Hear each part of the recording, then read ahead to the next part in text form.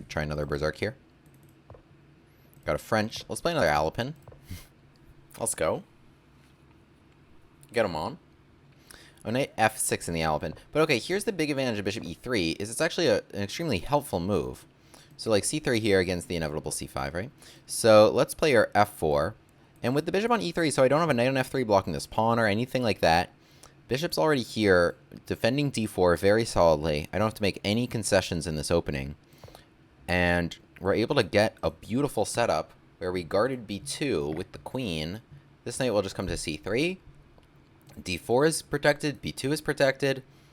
Because typically, like, you've played bishop d3 before knight f6, or you've played, like, knight c3 or knight d2, or something that doesn't allow you to get this gorgeous setup. But now, like, f6 won't even do anything. I'll just take it.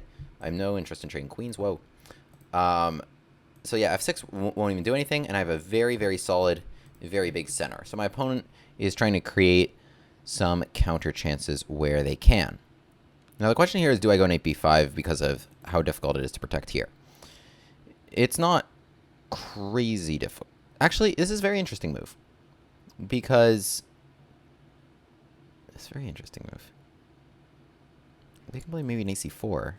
Check king d8. I have...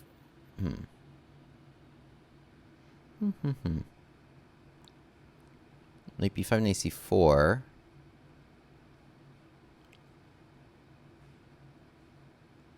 No, it doesn't work. Knight c4 is not a good move. I will go take, and if queen takes, I don't have rook c1, actually, so I lied. But my point is, if they take my queen right now, then I have bishop takes d2, which attacks the knight and threatens knight c7. Otherwise, if king d8, I was literally just going to come back knight c3. Okay, this I think loses, because I had this and this.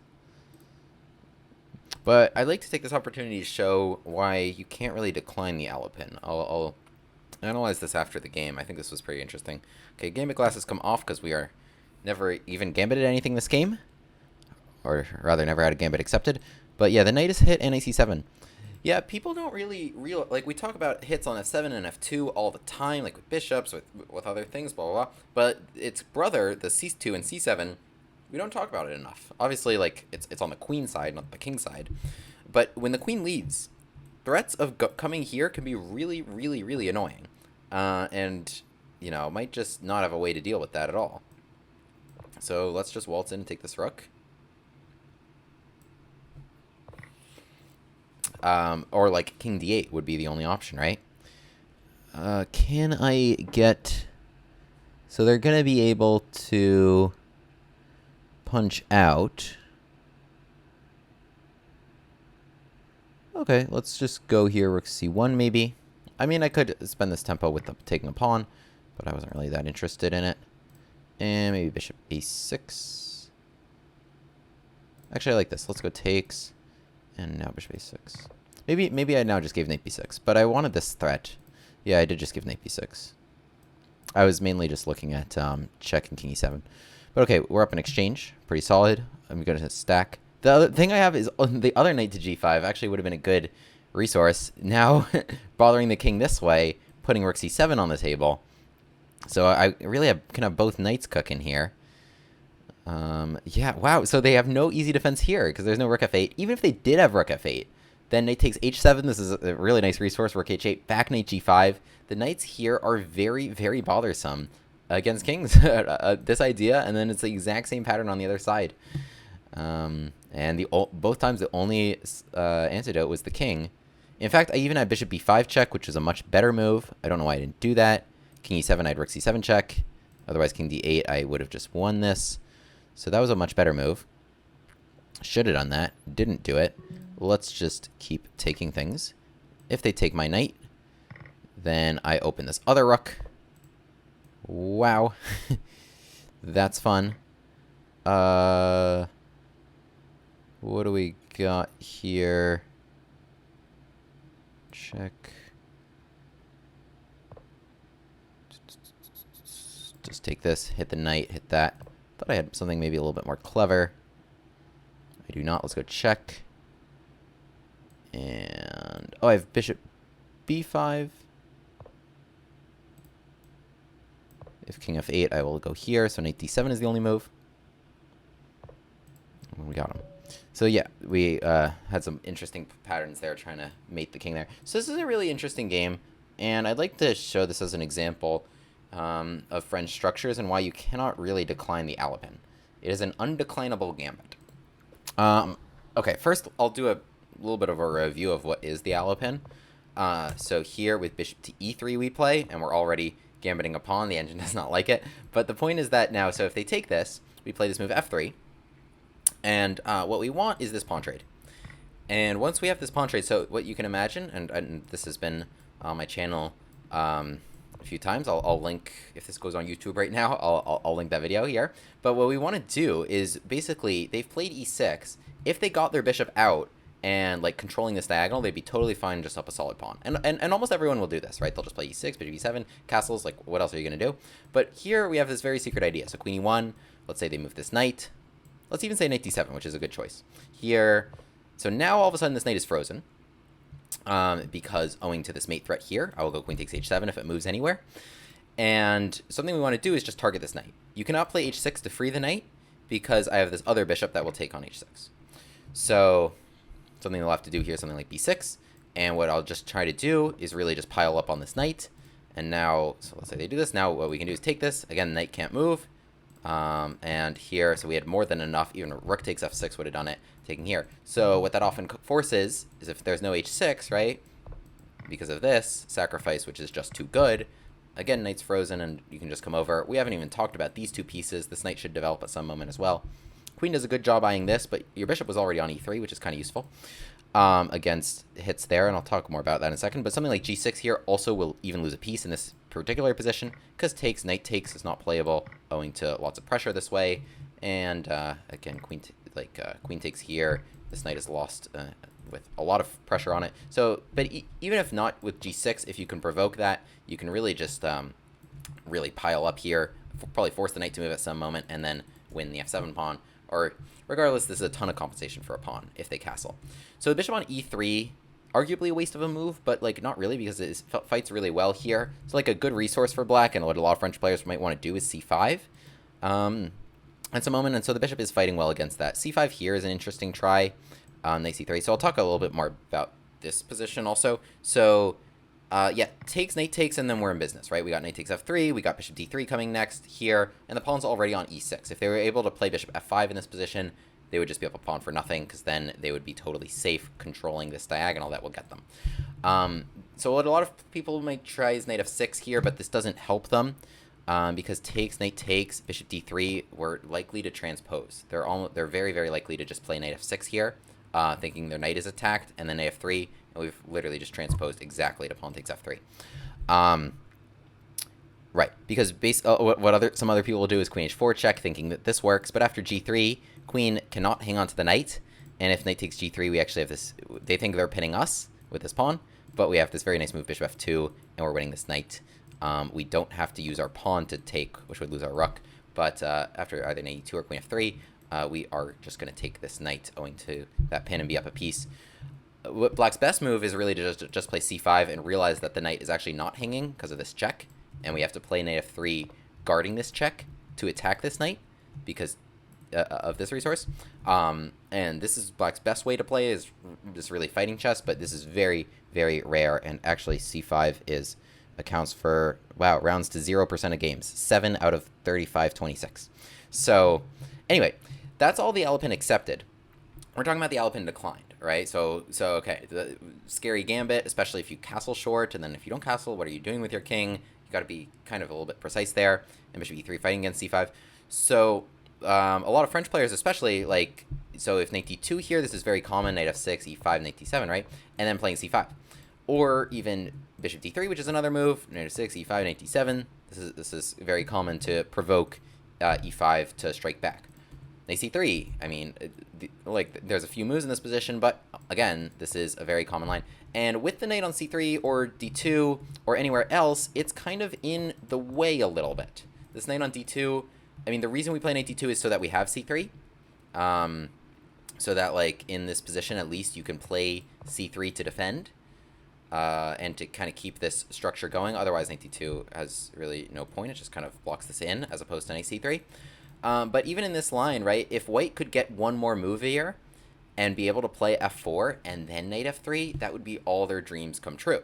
But alas, black here is able to play queen b6, put a lot of pressure on d4 really quickly, and you can never really go take c5 because this just is such a nice development, and then you're leaving this pawn stranded in this position. Both these things are hanging, so it just drops a pawn. But now after knight f3 here, something black can do is f6, and if you could play f4, that would be beautiful. You would keep like a massive center, and that would really like lock him down. But here you have to play takes. Knight takes bishop d6, castles, so they'll have the f-file, they'll have this diagonal, they'll have ideas of playing e5 and even freeing that last piece, and they still have pressure on d4 after all that, you know, keeping that easier. Whatever, I mean, white still has an advantage here owing to the fact that, you know, the bishop's not very good and the pawn is backward, but this is a very common theoretical position. White did not achieve, you know, I mean, both sides have chances. When we're able to play bishop e3, and then they're not taking this pawn, so then you know, they're doing the same thing as some people do. Bishop on e3 is such a useful move. It's such a useful move, and unlike knight d2, which does really nothing to defend here, because you know all these other moves that do stuff to defend e4, right? Like here or here or here that defended e4 as you presumably needed to do. Moves that defend e4 don't defend d4 and e5. Right, but here we actually just protected this. So what happened in the game, I really just have a monster center. I'm able to play c3 and f4. My opponent just keeps doing normal stuff. I develop my knight to a beautiful square with the pawn on f4. I had time to do that. Queen b6 attacking b2, which is the common reason the bishop can't develop. But here I'm able to play queen d2. I never touched this knight, and now my opponent's realizing after takes, monster center. f6, which is what they'd logically do next. I just play here. Like, this does nothing for them. Like, I don't even know how you play, but the bishop here just doing a brilliant job guarding here. There's no knight takes e5 pins on my king either. Like, the bishop, which is ordinarily does very bad in this line, just stays on c1, maybe having to guard b2. Here, white has just an absolutely dominant position and a lot of prospects of attacking here very, very quickly, because this is just not looking good for black. They really wanted to be able to force you in this position to have to take on f6, and then playing it like this, they would be totally fine. The f4 pawn would look stupid. But here, I don't have to do any of that, so my opponent doesn't even bother with f6 in this position, and not liking their position, realizing that they might get attacked pretty badly here now with good control here and ideas of f5, they try to trade queens really quickly. So knight c3, I play to block this queen trade, and now knight a5. So this is an interesting choice, because it's hard to recommend an idea for black here when they can do nothing to attack my really nice center. So my opponent played here knight a5, trying to play knight c4. And it makes a lot of sense, because like logically the next piece to develop is this bishop, and now with knight c4, it causes a lot of issues like on b2, and b2 is an especially important pawn if you're talking about this pin and this knight, right? So now bishop d3, and then I'd have to move it again, and that's my best bishop. The light square bishop with the dark square pawns, right? So the French, as long as we're talking about French structures, right? Black, like if black could trade off these pieces, they'd be very, very happy. Because the light square bishop for black is the bad French bishop, famously. It's jammed in by pawns on its own color in the center, right? And so its counterpart would be my dark square bishop, but it's traditionally like a little bit better. I was just trashing it a minute ago, but it's a little bit better just because I have more space, so at least it typically has this diagonal to operate on. But the light square bishop here is really, really good. It's not inhibited by my own pawns in any way, and can really look to the king side. So with knight c4, this is not a trade I want to make, even in one go, much less in 2 goes, right? It's just a waste of a tempo. So here I'm trying to find some creative solution not to allow knight c4. b3 is it was actually totally possible. I was a little concerned about like a bishop coming to b4 and some pressure on this knight, but instead, and this is the other important concept I wanted to talk about, as I was mentioning during the game, I was really looking at hits on c7. And with the queen leaving home, this is something you should look for all the time. It's something that you should really keep your eyes peeled for, both something you could do to your opponent and something your opponent can do to you. As soon as the queen leaves home, or if there's somebody else hitting here, right, we're always looking at f2 and f7, but, you know, in situations where the king is in the middle, threatening to go knight c7 can be so annoying, because here black really has no good solution to this issue, right? In fact, the engine's recommending rook to b8, which is an interesting choice, and then it's saying I can take this pawn on a7, which is kind of like an interesting situation. If I do just give this check, That's also a fine choice. But yeah, I can force their king to move. Yeah, rook to b8 is an interesting choice because it's like, it's kind of funny. Rook to b8 because it's still giving the opportunity of you can castle, and I would have to spend this tempo to take that away. But otherwise, it's saying I can just take this free pawn and bounce back. So, interesting position. Rook to b8, clever move. Good to keep that one in mind to deal with knight c7 in the future if you're in a tough spot. But here, yeah, this is a tough spot for my opponent because as they played in the game, which was queen takes d2, so it looks like, oh, you just trade queens, and okay, now king d8 is playable. It won't be the end of the world because queens are off the board. So if you can't castle, but queens are off the board, so it's hard to attack a king just because it's in the middle if there's no queens on the board. So what I was looking at in the game was this move knight c4, which is pretty interesting. I'm curious what the evaluation is here. Yeah, so there is no immediate knockout blow because the point is it hits my queen. So if I go here, king d8, I don't have time to take the rook without losing this. And if I take this in this position, this is check. And if I take this, then we're talking about some weird line. Take, then they take my knight. And we just kind of pop back. And, okay, they achieve their goal of trading queens. But this is a plus 1.2 position just owing to the fact that I kept this great bishop. And they don't really have any great prospects for these pieces. And knight g5 is annoying. This is annoying. This is actually, like if it's just my move here, I don't know how you don't lose a pawn here, or worse, if you're black. Even if you had rook f8, or like I was saying, knight takes h7, rook comes back, knight back to g5, same issues. Even with the king not on d8, right?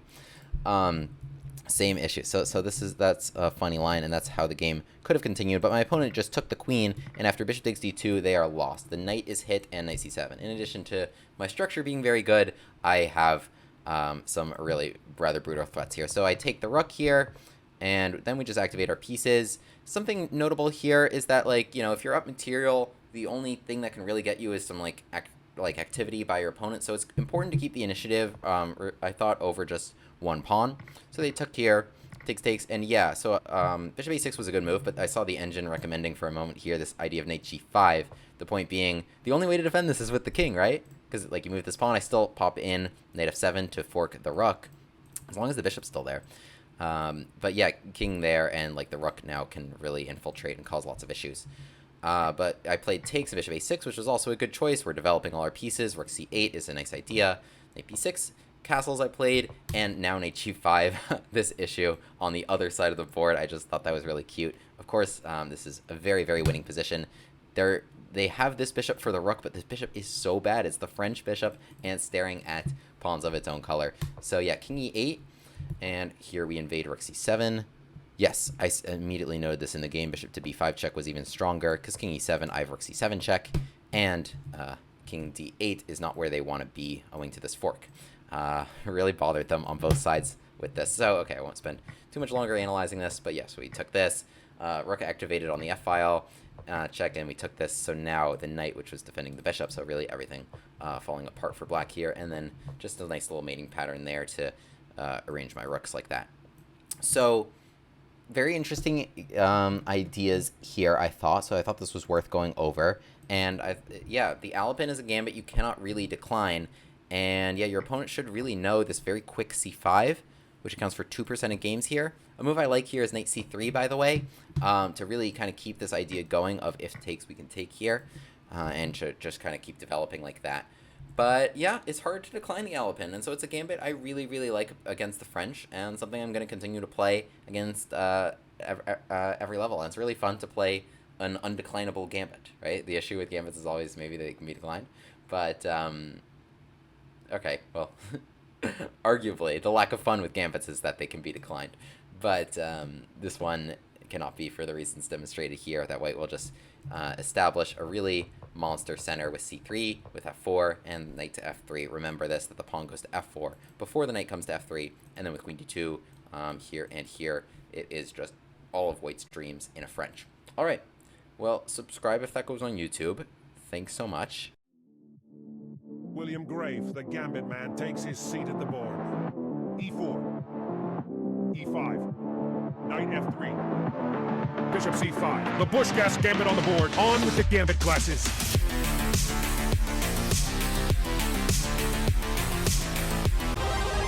Hero pod unlocked.